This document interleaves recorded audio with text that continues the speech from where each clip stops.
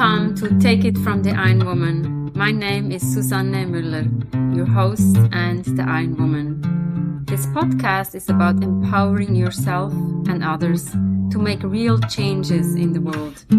You will hear from everyday, smart, sophisticated, hip people like you and me. Not everybody has to be an Ironwoman to impress the world. Together, we will learn from the sports and business leaders how you can become a more successful person as an entrepreneur or a leader. It's one step at a time, one day at a time. Take your steps now. Take your big steps now.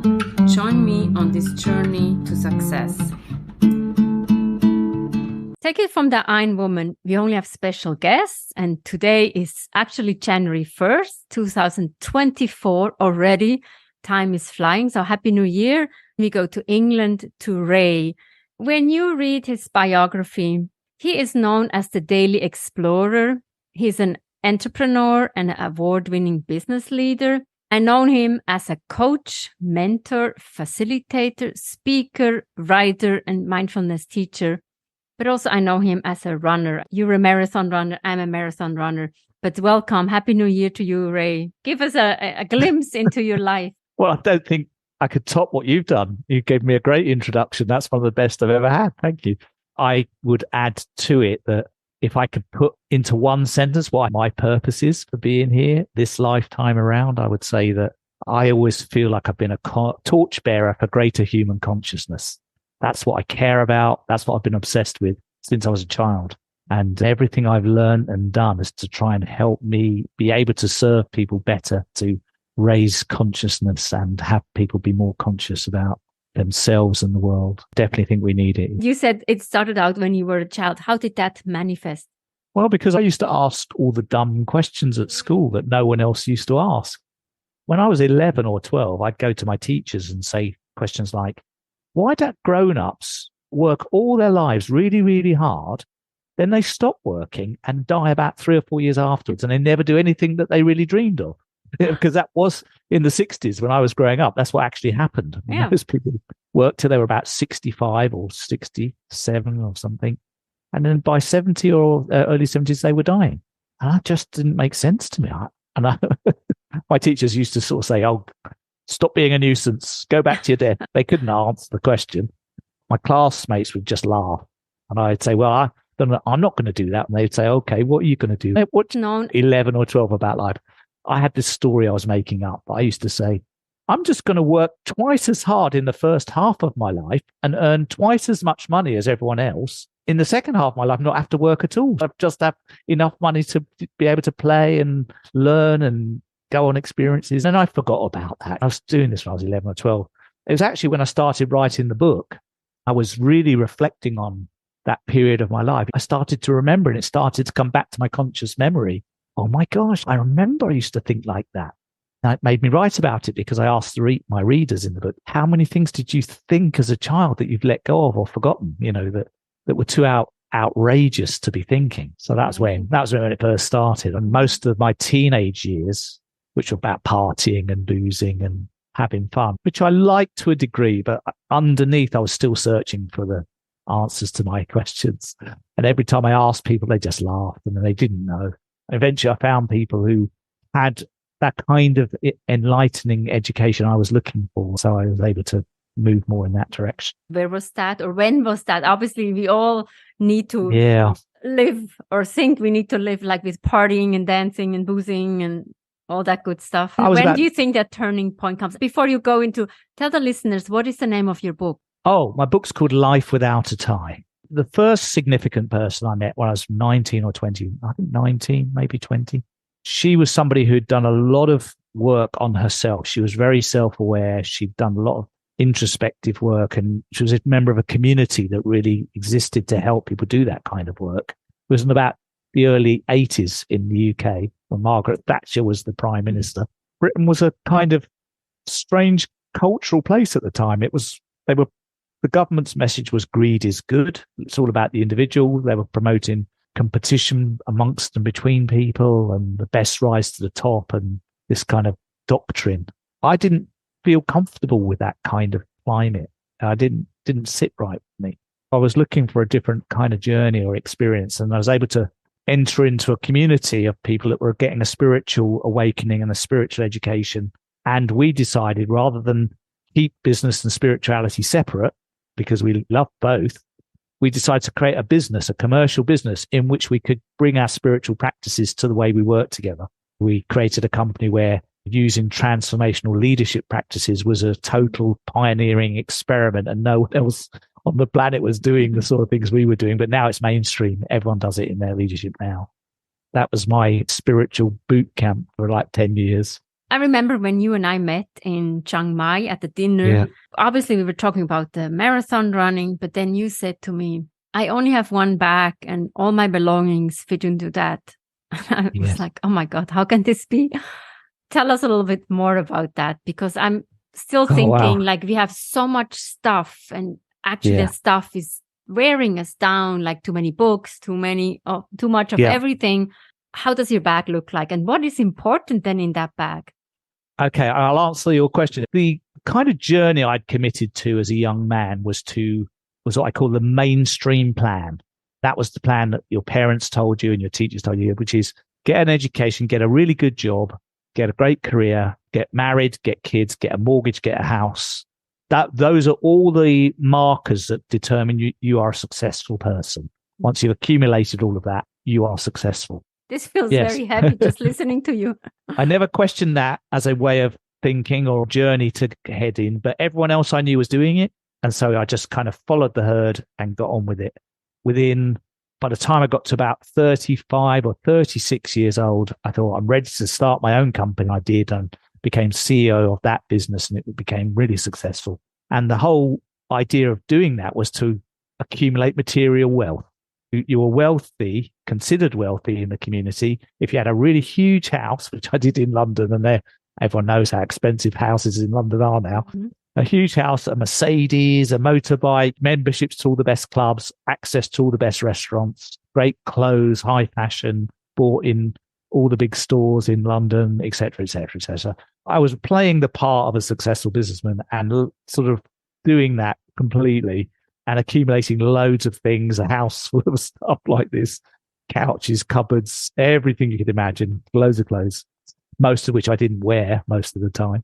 Everything was fine and dandy, but at the deepest level of my soul, I was really discontent with it all. It was, on some level, it was kind of meaningless.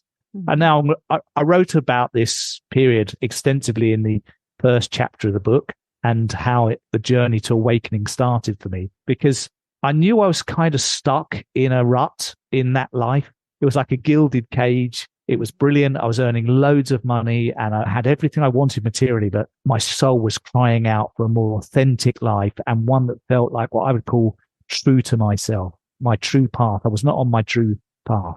I just found a niche that I was very good at, but it wasn't what I felt like I was born to do. I couldn't see a way out of it. I knew this. I couldn't admit the truth, because whenever I spoke to friends, they all sort of said, "Oh, what are you complaining about? You've got everything. You've got a great life. You've got a great wife." Stop moaning. Stop moaning. I never found anyone I could really, really share what was going on for me with. And one day, very suddenly, I wasn't expecting it. My wife was my business partner. My wife came back from a meeting. She said, "I've got some really bad news." I said, "What?" She said, "I'm leaving you and I'm leaving the company." It was really sudden. It was really sudden. It shocked me I said, "You're joking, aren't you?" She said, No, I'm absolutely serious. This is what's going to happen." It was like, oh my gosh, it was like a torpedo in the side of the ship. It was like, oh my goodness. At the very same time, more or less, my father got very, very ill and he was rushed to hospital and he died shortly afterwards. And so within 3 or 4 months, I was heading into a divorce. I was moving out of my house. I was losing the business that I started, and I was out of my marriage. Unbelievably, all this discontent that I'd experienced for years was now coming to the surface in a volcano of grief. It's almost like a light switch went on. It was like literally, I felt like, I said in the book, and I described it, I said I felt like I was standing in a 100-meter wide bomb crater all around me and just surveying all this destruction around me, and I didn't quite know where to turn. And so my best friends, they rallied around and they could see it. I was on the floor. I was literally mortified. I was so broken at that point. And I really couldn't, I imagined I'd never be happy ever again. That was how unhappy it was. I didn't want to be divorced. I certainly didn't want my wife to leave. Begged her not to stay, but she knew she had to go. So that's how it was. Now, my friends suggested after a year of me being in that place and being pretty paralyzed, they said, why don't you take a 6-month sabbatical from the whole world of business and just go and do some thinking and reflection and give yourself a pause, take an in-breath, get some insight and use it to inspire a new life from here. Maybe set the same, but somehow slightly different. I thought, yeah, that's a good idea. A 6-month sabbatical. I've got enough money to do that. That would be a great idea. So I kind of simplified my life. Actually, I'm going to sell my house because I'm not married anymore. We've got this huge house with all these bedrooms for the kids we didn't have. I'm going to sell the house in London and I'm going to buy a smaller place or maybe an apartment. And I'll do that after I've come back traveling. I sold the house. And then I thought, I don't want to store all the things from the house because I've got loads and loads of stuff. I did a 3-month plan to sell and give away everything I owned, which I did. And I left myself with a bag of clothes and a laptop, and that was about 22 kilos. And so that's how the 22 kilo bag story came. When I get back to London and I find a new apartment, I'll get some new things because I don't want the old things. It reminded me of the life I had before, and I don't need so much stuff anyway. I read this book by Joshua Fields Millburn, a Ryan Nicodemus called The Minimalists. And they described in the book how they packed up all the things in their apartment and put them into boxes in the hall for a month and did an experiment taking out only things they actually used, like their toothbrush, a saucepan. And they said they used about 3% of the things they had in their flat in a month. They realized that like 95% of stuff they didn't really need or not very often. They started a whole movement around minimalism. There were some other books I read too, which I've documented those in the Life Without a Tie story. If readers want to know which books I'm talking about, they're all in there. I went off on my 6-month sabbatical thinking this would be great. I'll find a new path and I'll come back. Well, of course, I wasn't expecting some very unexpected events that happened. I don't want to spoil them because they're in the book. After 6 months, I wasn't ready to return. Towards the end of that 6-month period, I did a 10-day Vipassana meditation retreat in Thailand, and that totally changed my outlook on life. It was so impactful on me and so grounding. I'd never been silent for 10 minutes, let alone 10 days. And being in silence in a monastery with monks meditating, which I'd never done before, I walked out of there as if someone had literally, like I had a volume knob on the outside of my head turned up to 10 out of 10. And I'm going into the monastery, someone had twisted it down until it was like a 2 out of 10. And I just felt so calm and so grounded and so clear in my vision of how life could be. I thought, I don't want to go back yet. I'm just not quite ready. I'm going to carry on a bit longer. Because you can do it if you put your mind to it. I extended my trip. And then after a year and a half of extending, and by now I joined a Sangha and I was meditating once a week and I was meeting other people who were mindful and I was really enjoying having that awareness and that consciousness. And then I kept seeing things on my travels that just touched my heart, like an elephant sanctuary in Thailand and an orphanage in Nepal where I'd organized a picnic for some young orphan children and saw how much they loved it. I was thinking all the time when I was seeing these things, God, I wonder how I could help them. I wonder how I could help them. How could I raise some money for those places? And then by chance, I met this guy who'd run 6 marathons and he was telling me about it over dinner. He was about 10 years younger than me. I was 48 years old when I met him. And he said, I said, do you think I could run a marathon? He said, maybe. He said, how old are you? I said, I'm 48. He said, have you ever run? I said, no, never. I hadn't run 100 meters. He said, look, I tell you what, I know why you're asking me. I know what you want to do. He said, if you stay here in Chiang Mai for 6 months, I'll train you how to run a marathon. I'll make sure you're on the start line. And I said, okay, it's a deal. We shook hands and I trained and I ran the New York Marathon on the 1st of November, 2009. And I raised $15,000 doing it. Yeah. And I took that money back to Thailand to the elephant sanctuary and back to Nepal to the orphanage. And I had a school roof built and I bought computers and clothes for the kids and stuff like this. The other third of the money went to a cancer research charity. So I managed to get every single penny of the money I'd raised into the right hands and get it spent wisely and correctly. I didn't take a penny myself. I just made sure all the money got deployed. It took me 2 years to do all the fundraising and training and get it all back into these places. After that, I'd now been away from England about 4.5 years, 5 years. My 6 months had not gone to 4.5 years or 5 years. Then I thought, well, I still don't really want to go back to that old life. I started finding ways to coach people in businesses in Asia so I could stay in Asia and start earning a living again. And I've written all of this in the book. It's just a long answer, but I still, all the time that was going on, had my 22 kilo bag of stuff, and it never grew beyond that.